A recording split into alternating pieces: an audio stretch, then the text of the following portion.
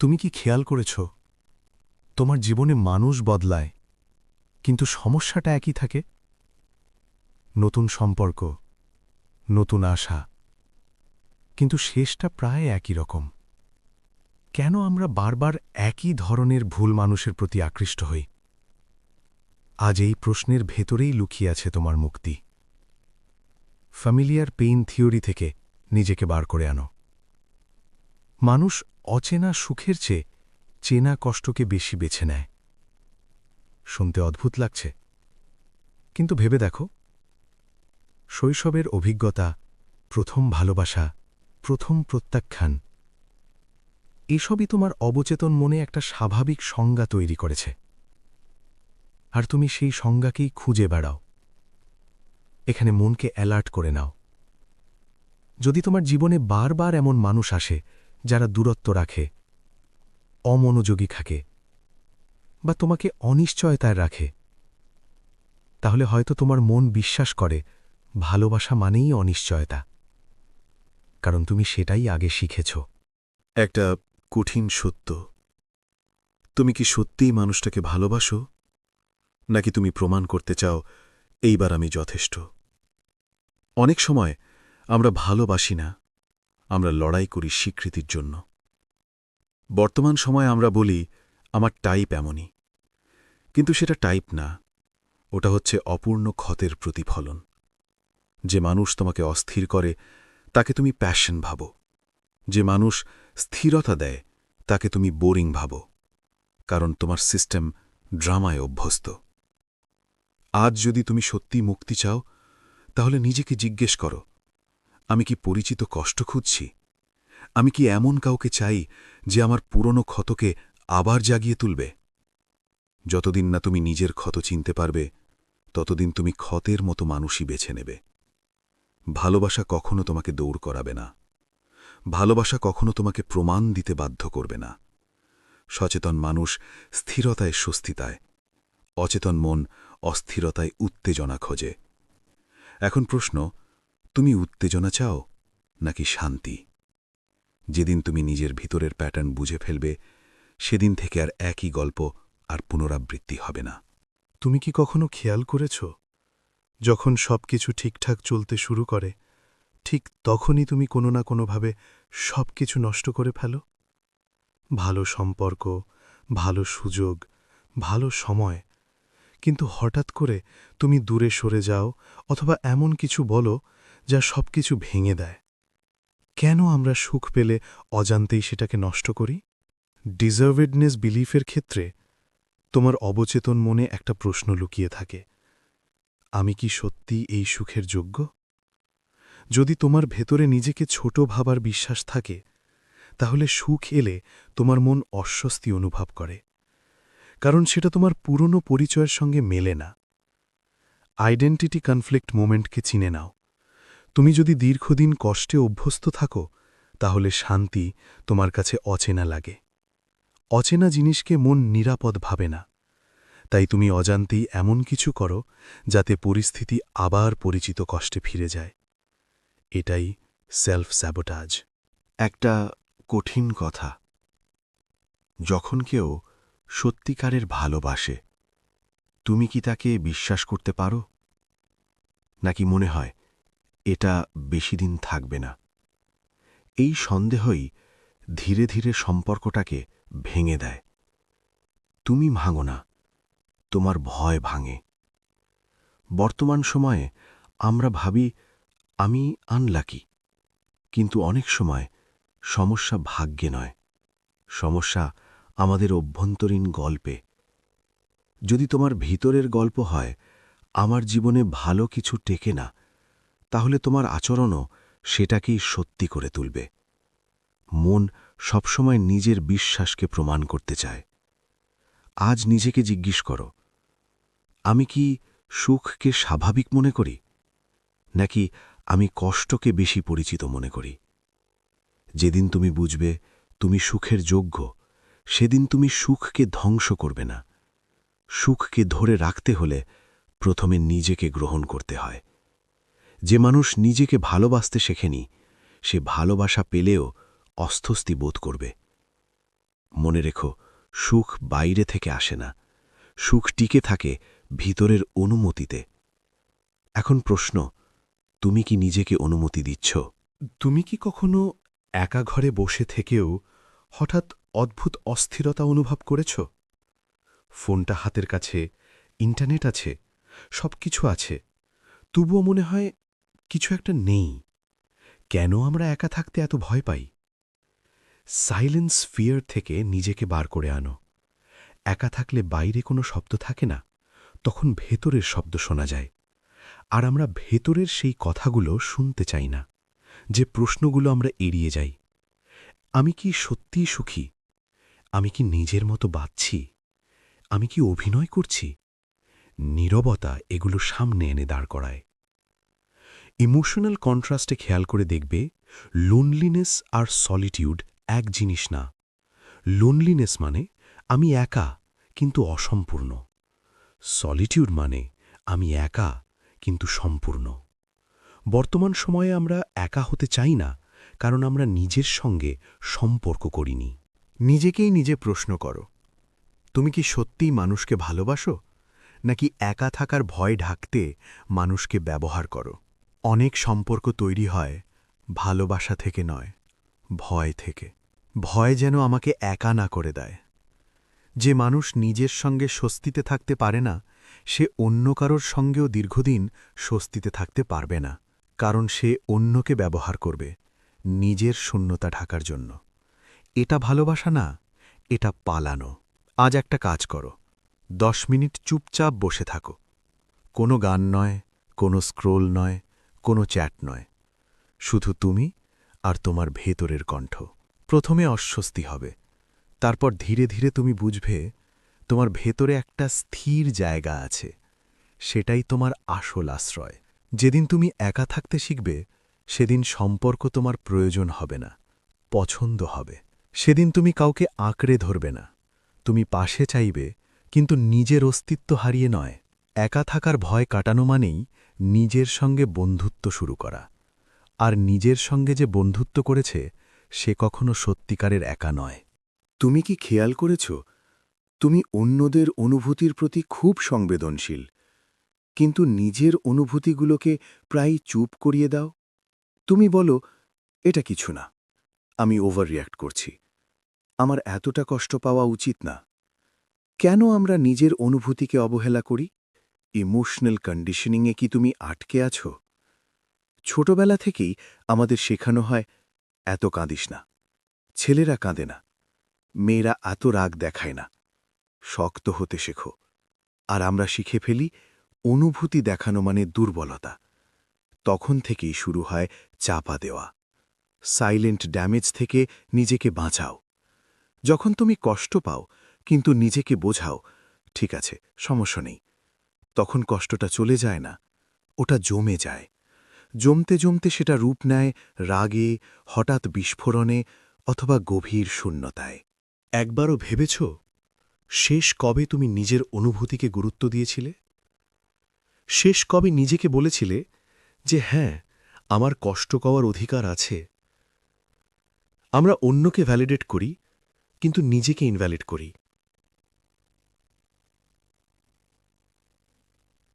বর্তমান সময়ে আমরা প্রোডাক্টিভিটিকে মূল্য দিই, ইমোশনকে না।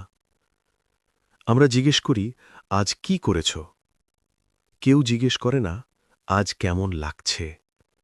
আর ধীরে ধীরে আমরাও নিজের কাছে এই প্রশ্নটা করা বন্ধ করে দিই। মনে রাখার বিষয়, অনুভূতি হল শরীরের ভাষা। যখন তুমি বারবার নিজের অনুভূতিকে অস্বীকার করো, তখন শরীর অন্যভাবে কথা বলতে শুরু করে। স্ট্রেস, অস্থিরতা, অকারণ ক্লান্তি।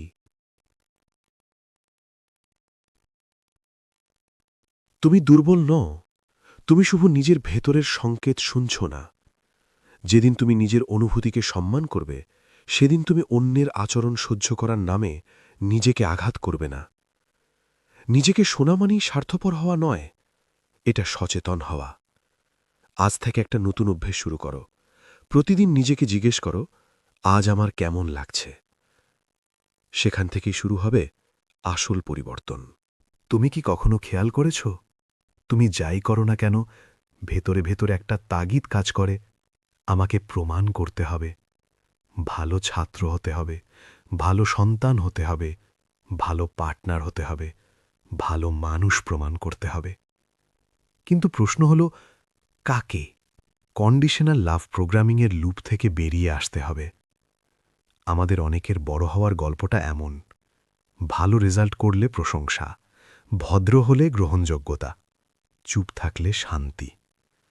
ধীরে ধীরে আমরা শিখে যাই ভালোবাসা পাওয়া যায় শর্তে, আর তখন থেকেই শুরু হয় নিজেকে প্রমাণ করার দৌড়।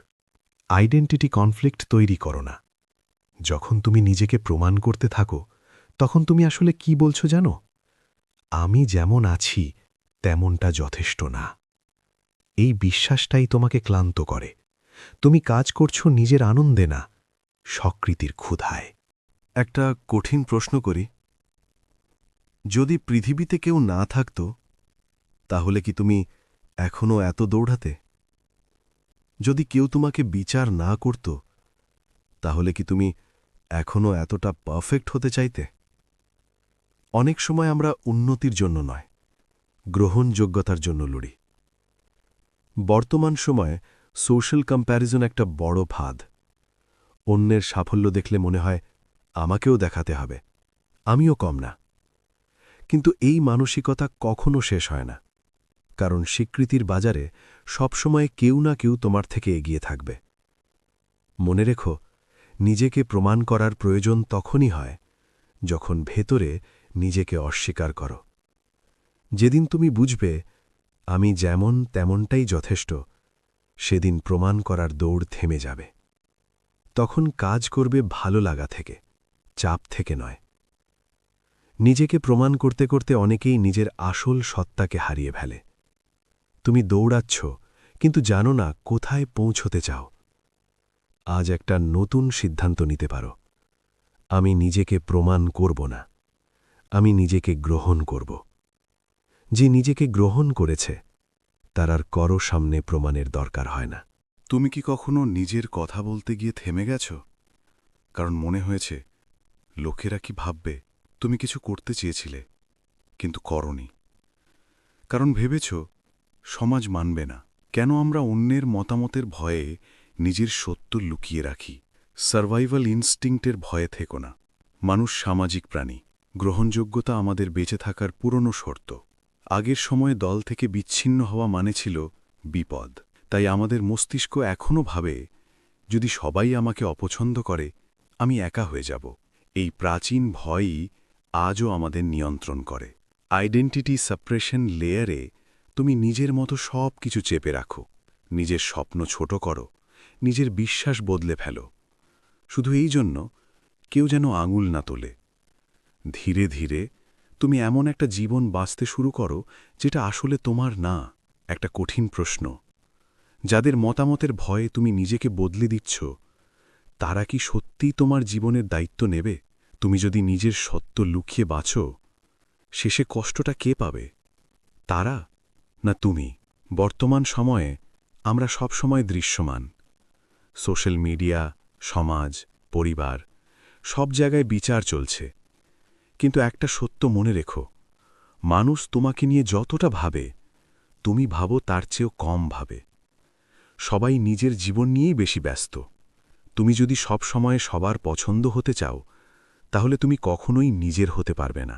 নিজের সত্য বললে কিছু মানুষ দূরে যাবে, কিন্তু যারা থাকবে, তারা থাকবে তোমার বাস্তব রূপের জন্য। সাহস মানে ভয় থাকা নয়, সাহস মানে ভয় থাকা সত্ত্বেও সত্যে দাঁড়ানো। মনে রেখো, অন্যের মতামত তোমার বাস্তবতা নির্ধারণ করে না। যখন তুমি নিজের সত্য লোকাও, তখন তুমি নিজেকেই প্রত্যাখ্যান করো। আজ থেকে একটা সিদ্ধান্ত নিতে পারো, আমি সবার মন জিতব না, আমি নিজের মন হারাব না। যে নিজের সত্যে দাঁড়াতে পারে, সে কখনো ভেতরে ভাঙে না। তুমি জানো এটা তোমার জন্য ভালো না, তবুও তুমি ছাড়তে পারছো না। একটা মানুষ, একটা সম্পর্ক, একটা স্মৃতি, একটা পুরনো পরিচয়। কেন আমরা অতীত ছাড়তে পারি না, যদিও জানি সেটাই আমাদের আটকে রেখেছে? মেমরি এডিকশনে থাকা কি ঠিক? আমরা আসলে মানুষকে আঁকড়ে ধরি না, আমরা আঁকড়ে ধরি স্মৃতিকে। অতীতের কিছু মুহূর্ত এত শক্তিশালী হয় যে আমরা পুরো বাস্তবতাকে ভুলে যাই। তুমি হয়তো 10টা কষ্ট পেয়েছ, কিন্তু 2টো ভালো মুহূর্তের জন্য সবকিছু মেনে নিচ্ছ। ইমোশনাল লুপে থাকা বুদ্ধিমত্তার পরিচয় নয়। মস্তিষ্ক পরিচিত জিনিসকে নিরাপদ মনে করে, যদিও সেটা কষ্ট দেয়। অতীত পরিচিত, ভবিষ্যৎ অনিশ্চিত, তাই আমরা কষ্টের মধ্যেও থাকি, শুধু অজানার ভয়ে। হার্ড মিররের সামনাসামনি হতে হবে। একটা প্রশ্ন, তুমি কি সত্যি তাকে ভালোবাসো, নাকি তুমি সেই তখনকার তোমাকে ছাড়তে পারছ না? অনেক সময় আমরা মানুষকে না, নিজের পুরনো সংস্করণকে আঁকড়ে ধরি, কারণ সেটা ছাড়লে মানতে হবে সবকিছু বদলে গেছে। ডিপ সাইকোলজিক্যাল ট্র্যাপ থেকে বেরিয়ে দেখো। বর্তমান সময়ে আমরা ক্লোজার খুঁজি, কিন্তু সত্যি কথা হলো সব গল্পের সুন্দর সমাপ্তি হয় না। কিছু প্রশ্ন উত্তর ছাড়াই থেকে যায়, কিছু সম্পর্ক অসম্পূর্ণ থেকে যায়। ছেড়ে দেওয়া মানে ভুলে যাওয়া না, ছেড়ে দেওয়া মানে আমি আর এটা দিয়ে নিজেকে সংজ্ঞায়িত করব না। ইনার ব্রেক থ্রু খুব দরকার। নিজেকে জিজ্ঞেস করো, আমি কি অতীত ধরে রেখেছি, নাকি অতীত আমাকে ধরে রেখেছে? যেদিন তুমি বুঝবে স্মৃতি শুধু স্মৃতি, বর্তমান নয়, সেদিন তুমি হালকা অনুভব করবে। বন্ধু, দুর্বলতা আর শক্তি গুলিয়ে ফেললে হবে না। ছেড়ে দেওয়া দুর্বলতা না, এটা গভীর শক্তি। কারণ ছাড়তে হলে নিজেকে নতুন করে গড়ার সাহস লাগে। অতীত তোমার গল্পের অংশ, তোমার ভবিষ্যৎ না। আজ যদি তুমি ছেড়ে দিতে পারো, তাহলেই তুমি সামনে এগোতে পারবে। একটা ছোট্ট অনুরোধ, যদি এই কথাগুলো তোমার ভেতরে কোথাও হালকা একটা নাড়া দিয়ে যায়, তাহলে কোনো বাধ্যবাধকতা নেই, কিন্তু ইচ্ছে হলে একটা লাইক করে দিও। আর যদি মনে হয় এই সিরিজটা আরও গভীরে যেতে পারে, তাহলে মন থেকে সাবস্ক্রাইব করে পাশে থেকো। আমরা তাড়াহুড়ো করব না। তুমি কি খেয়াল করেছ, তুমি সারা জীবন কিছু না কিছু খুঁজেই চলেছ? ভালোবাসা, স্বীকৃতি, সফলতা, শান্তি। কিন্তু যতই পাও, মনে হয় এখনও কিছু একটা বাকি। শেষ পর্যন্ত সত্যিকারের শান্তি কোথায় পাওয়া যায়? Outside illusion. কি? আমরা ভাবি যদি ওটা পাই তাহলে শান্তি পাব, যদি সে ফিরে আসে তাহলে শান্তি পাব, যদি সফল হই তাহলে শান্তি পাব। কিন্তু খেয়াল করো, প্রতিবার কিছু পাওয়ার পরও অস্থিরতা পুরোপুরি যায় না, কারণ আমরা শান্তিকে খুঁজছি বাইরে, যেটা আসলে ভিতরের বিষয়। তুমিও কি শান্তি খুঁজছ?